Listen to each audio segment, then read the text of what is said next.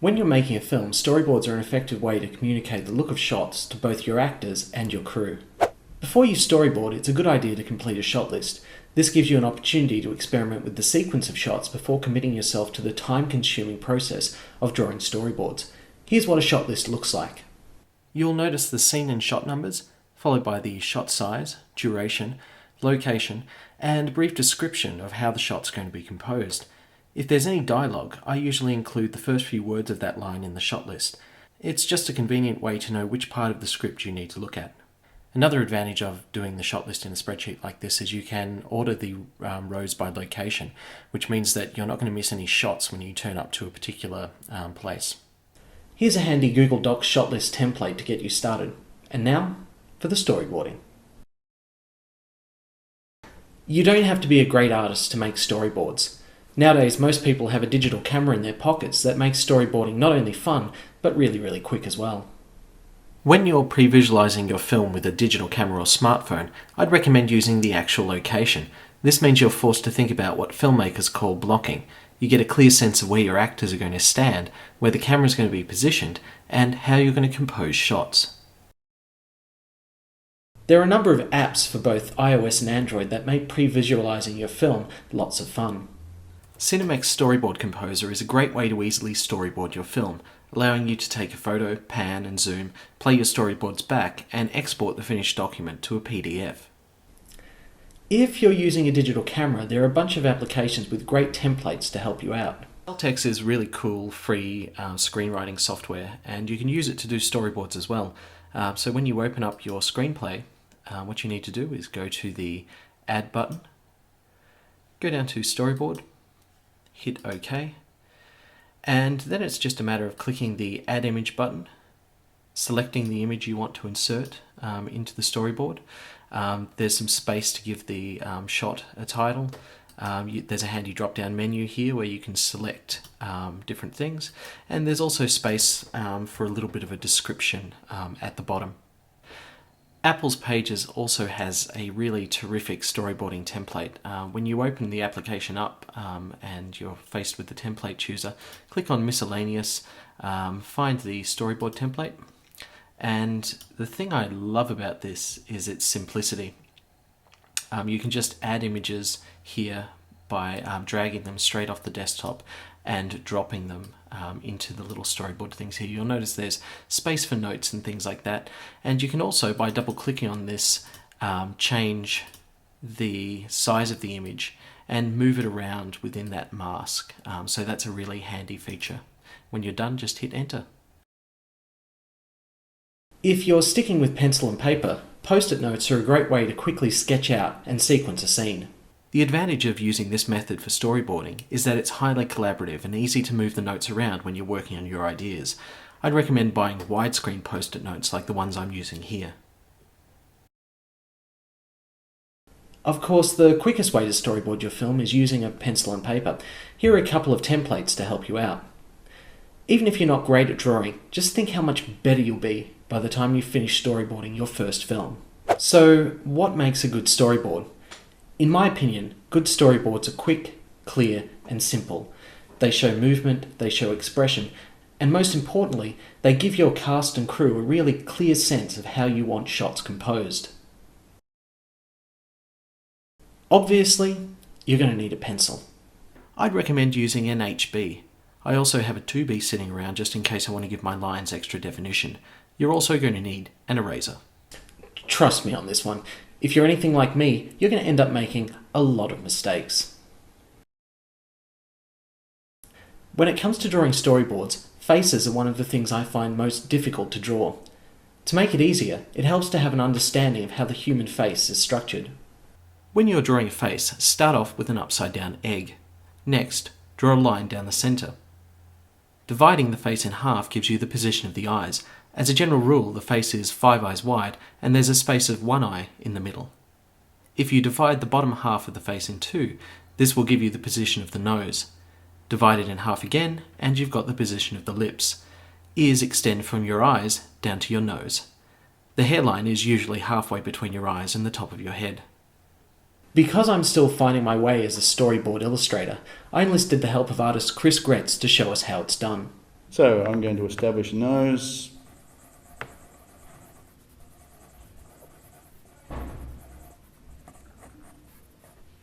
The eyes, starting off with the standard shape. It's like two arcs, usually a little bit steeper on the front part, closest to the inside of your eye. The actual tear duct, shape of the eye there. So I can do that. And you can start to fill in the detail. Nostril.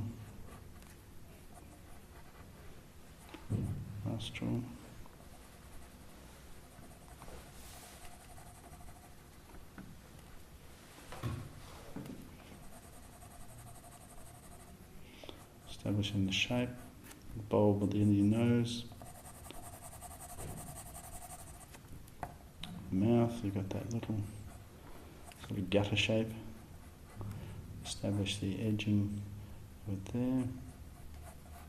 Back down. Top lip is always lighter. It's always darker than the bottom lip. Establish the shaping there. Usually, almost that bottom part, now this isn't always the case, but it tends to be about the width of your nose. And you can start to then put in your detail.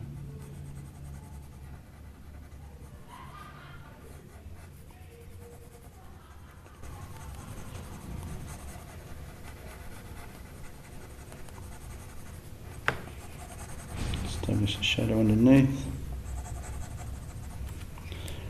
It's not all pure white, so just block it down. And I'm putting the shadow on the other side of the face. I'm just going to try to think about where the shadow might be. So being sympathetic to that shaping. Remember, underneath the nose is always darker, so put that in, block that in. The chin, the jawline, mandible.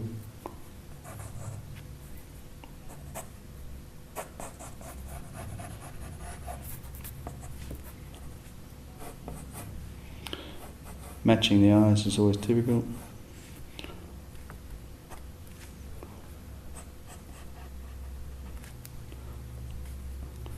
Got the right spacing, take a line across. There's my tear duct. Top of my eye is matching. Try to get the shape right. Tends to be a little triangle, dark tone, usually in the bottom, in the corners there. Establishing the crease around the eye. So block the eye in. Establishing the pupil. Really important to get your pupil right. Most people want to put it in the middle and it looks odd. The pupil will always be towards the top. Some line definition. Put a bit of shadow in the top area there. Putting in the shape of the eye there, establishing where this part of the eye is, so you get that sort of large area. It's something you get a little bit of bulbous area there. Shape of the eyebrow should be about there, so we can thicken that up a little bit. Shape of the face, that looks pretty good. The eyes, the ears. Let's establish those. Just the top ears is difficult because they're foreshortened. You tend to just get a very simple flick, and it's always difficult to get that right. When you get to establish that part there, just build it up with tone to start off with.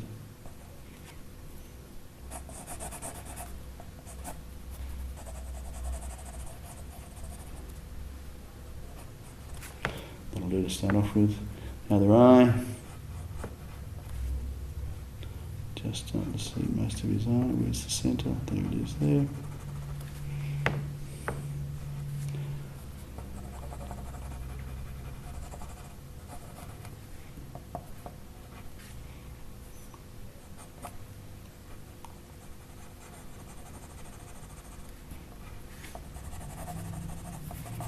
Yeah, it's a bit of a game of where the shapes are.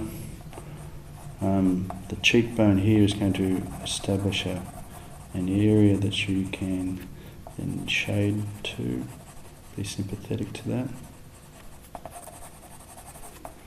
That's going to draw down there. Now, something that most people don't understand is the neck is quite solid. It needs to be done that way. If you're going to then draw the neck, you've got to understand where the muscles are going. There's a big, large muscle working across there which establishes shape. But all that will be thrown into shadow, usually darker than the top part. And then it's a matter of matching your tone. Remember the chin tends to have a large bulbous area there which throws areas into shadow. And you can then establish that to establish that shape there. There's usually, particularly if the light is coming in the way it is, using the shadow to establish shape. What I can now do is start to put in the final line details.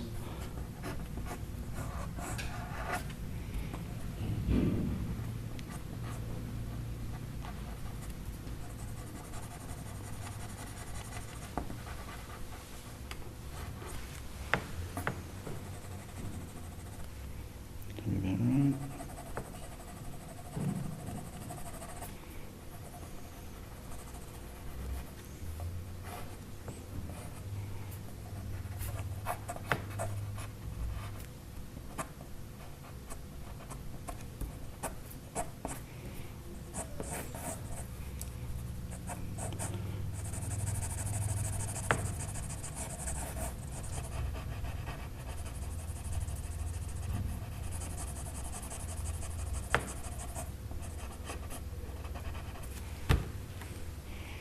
And there, that's primarily how it goes.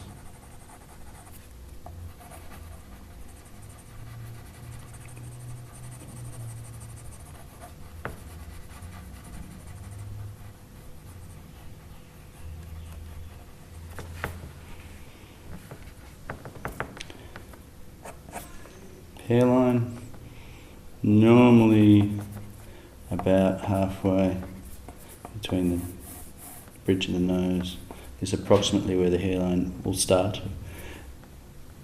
And so you can establish that from that particular point of view. And then obviously hair will come from there. So there basically is a face. Drawing eyes is also pretty straightforward if you follow a few simple rules. Start off by drawing an oval shape with a triangular tear duct in the corner. The iris and pupil are round, and there's often a small gap between the iris and the bottom of the eyelid.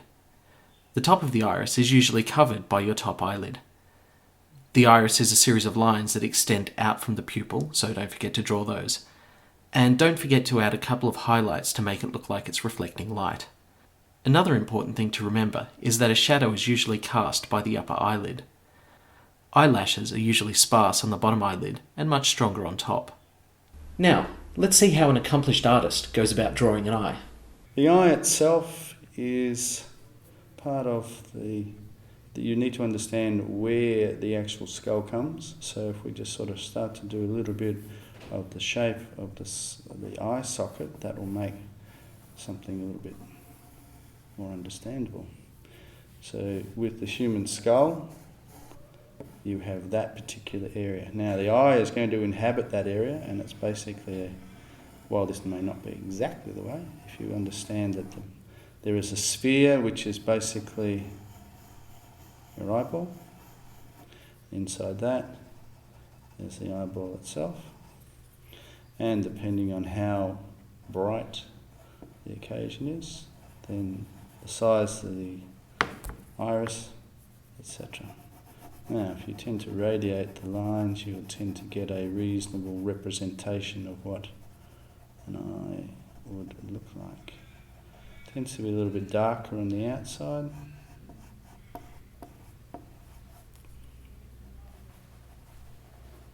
And everything seems to radiate. Now,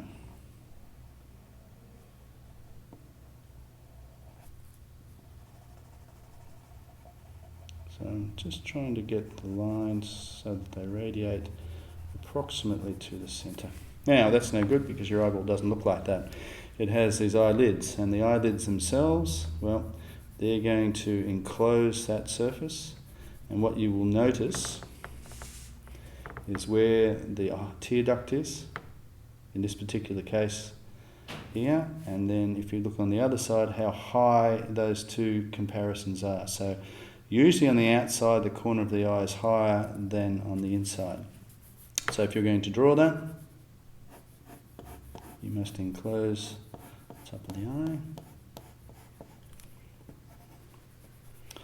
and you usually will see the bottom of the eye, but not always, depending on your anatomy basically. Females tend to have more of the whites of the eye showing than males. That may be a generalisation, but I think that to be the fact. So the eye tends to be the shape of a large arc at the top, tends to have probably two sections, a fairly steep angle there, smoothing off towards this, just an edging in here, and then the tear duct itself. And that's how you would enclose the eye. Now, the other components of it, well, obviously we're going to remove that part there, but we can then start to put in the main detail. Now, there tends to be the crease of the eye. It tends to be up, and you can see on the image here where the crease is. And I'll just remove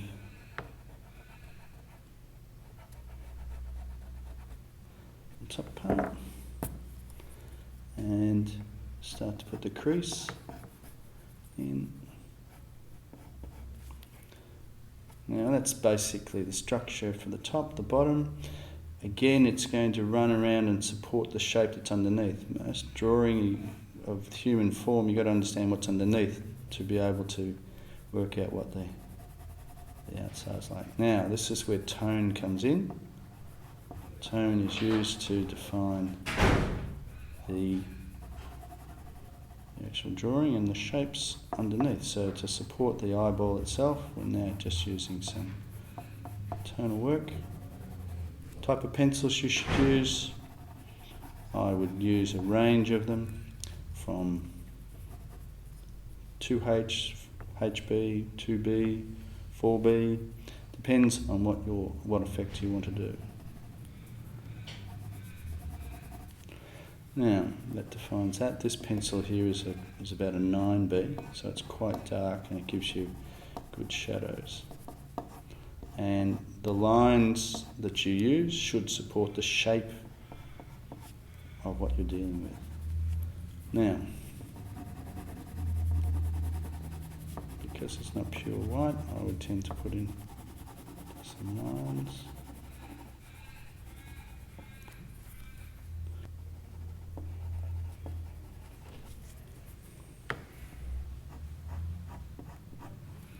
And notice the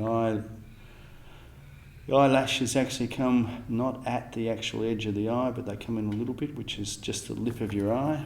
So that's where they would be, and the eyelashes on top just tend to be a little bit closer in, but they come up and around. So they have that sort of upward inflection. The ones here tend to be smaller, they tend to sprout from that particular area. And again, depending on which way you're viewing it, you will get that happening like so. The actual edging of the eye.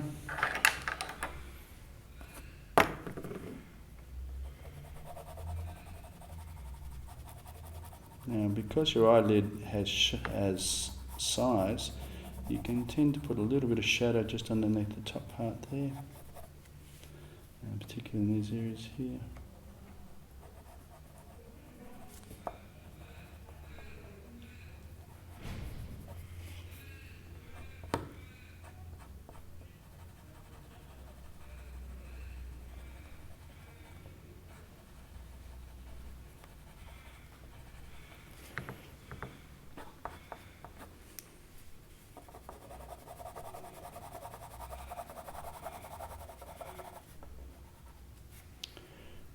Don't forget the shadow just underneath the edging of the eye as well.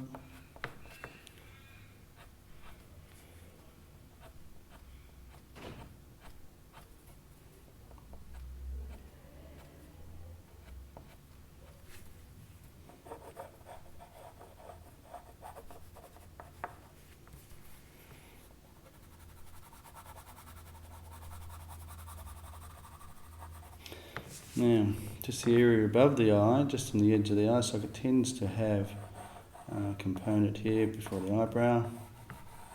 And again, you can just simply try to create that sense of shape by adding your tone to it.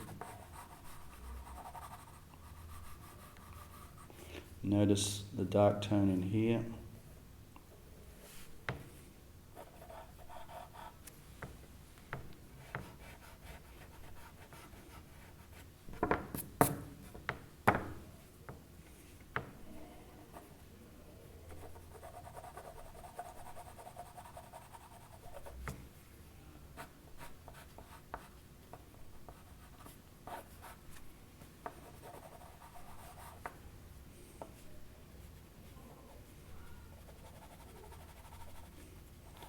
Tends to be a little bit darker in there.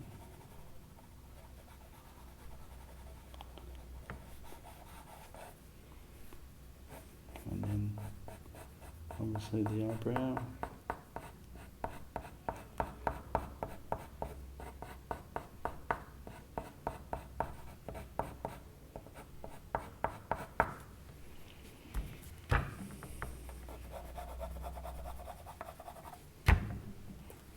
An eyeball.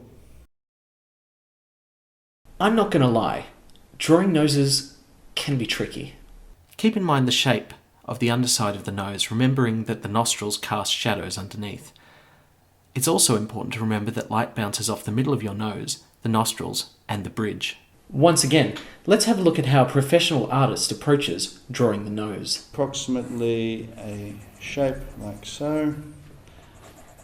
Just establish a shaping there. You have the cartilage area of the nose, which is sort of like a rectangular block.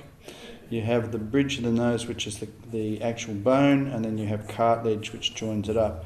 That's the basic structure. Now, once you've got that, you put in the nostrils. The nostrils tend to be these little hook shapes, and then underneath you come around, same the other way, get that little hook shape happening.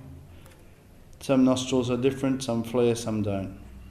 But if you establish that area underneath, and then you can basically think about how the shape of the nose is going to be dictated. So if you're going to render it, I would render it underneath lightly, because that's always under the area of shadow. Establish the edge of the nose. You can actually put a little bit of dark tone there, and that makes the nostril stand out. Do the same on the other side. You can either use line, or you can just use the point of the pencil to establish that. Then you're basically going to build up your shadow, like so. Then you decide which side the light is. Let's make it this side. So I'm just going to darken one side of the nose. And that shading is going to tell you the shape of the nose. So I can now remove some of the guidelines. Rubber is not a thing that gives you that you deal with mistakes. It just adjusts things. So it's a very valuable tool. Right, always soften your edges. This probably would be wiser with a HB pencil for fine detail. But this will do. So you basically establish the shape of it in that particular way. You want to put a bit of a shadow on that side, a little bit more. So there's a nose. Now some hints and tips to help you draw lips properly. Make sure you remember the basic shape of lips. The upper lip is usually very thin and shaped like an elongated M, which some people call Cupid's bow, presumably because it sort of looks like a bow. The bottom lip is much thicker than the top and casts a shadow on the chin. Don't forget the vertical groove between the lips and the nose, which, and here's a piece of trivia for you, is called the philtrum.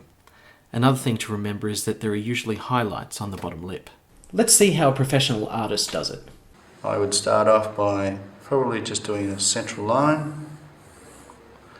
I would then find the centre. I would basically start off with a very simple geometric shape. I would then establish where the centre of the mouth is, where the actual lip will tend to curl down slightly. The bottom lip tends to be a lot wider in that component leading back to there, so you get your classic shape. There it is there. So basically, shaping of the mouth is something like that.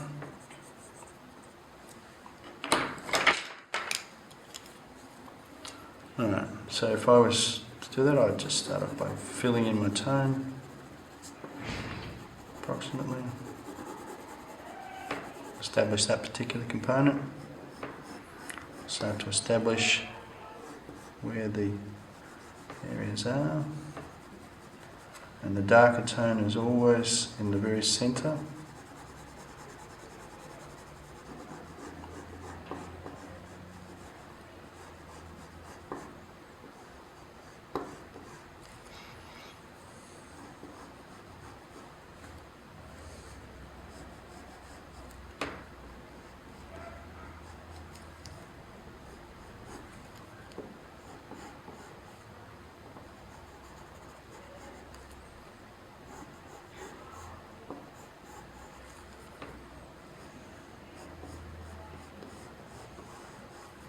Something when you're doing mouths is do the tone underneath, because the bottom lip tends to stick out more than the top lip and tends to attract, again, dark and light, so get your shadows happening underneath to make that component stand out.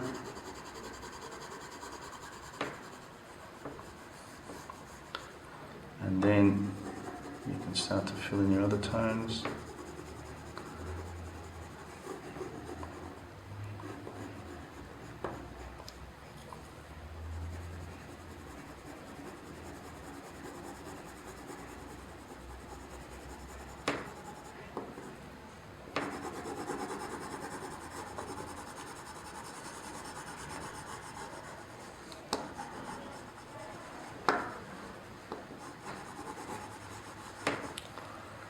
Just filling in the basic tones without really too much detail. And according to my source here, it's quite dark on one side. So just filling in basic tonal work.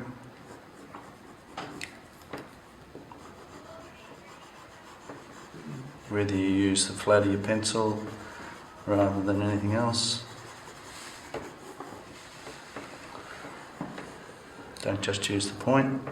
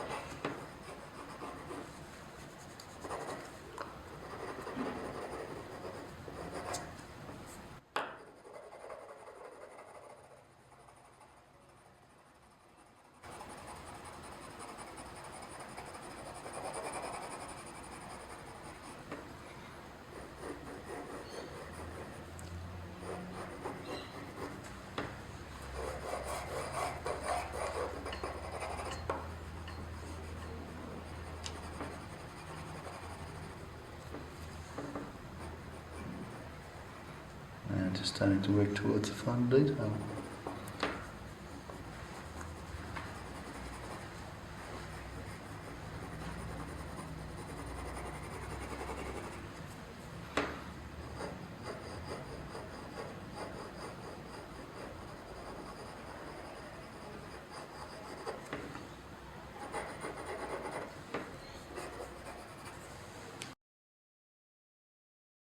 Filmmaking is a visual endeavour, and there are times when you'll have to express your ideas with little more than a pencil and paper. To improve your drawing skills, I recommend drawing frequently and checking out the numerous books available on how to draw faces and figures. Always have reference photos when you're drawing your actors. Sketch out the basic shapes lightly, then add the mid-tones, shadows and highlights. Remember, good storyboards are quick, clear and simple. The more you practice, the better you'll become.